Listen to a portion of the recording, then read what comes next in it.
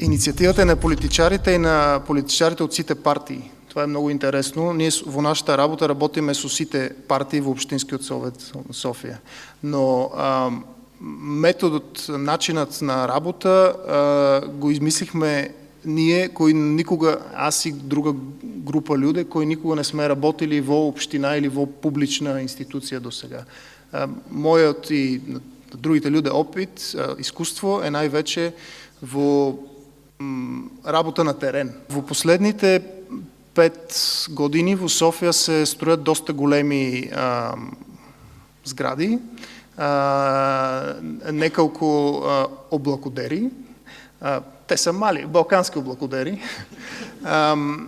Има много голем инвестиционен натиск върху изграждането на нови офиси или жилища и то во височина.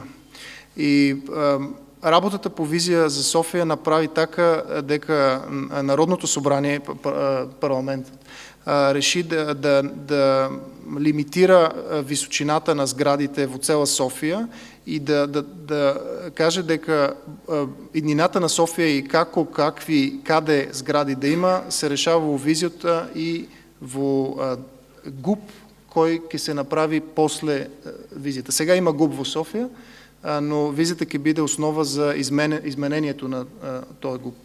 Причината въобще да се започне таков проект е гражданският натиск. В София има много активно гражданско общество и той направи така да принуди, може би, политичарите да покажат дека мислят за иднината не само за утре, а мислят за след 5, 10, 20 години. И този натиск е ключов. Без него нема как да има отговорна власт. Но само со граждански натиск или само со инвеститорски натиск или само со некој единичен натиск нема как да стане. Треба да има заедничка работа, за да може да се получи по-добър резултат. И в София още не е намерена формулата на успех. Това е експеримент по-скоро. Но за сега мислям дека върви добре и мислям, че дека най-силната му страна е работата заедно, во диалог и търсенето на консенсус.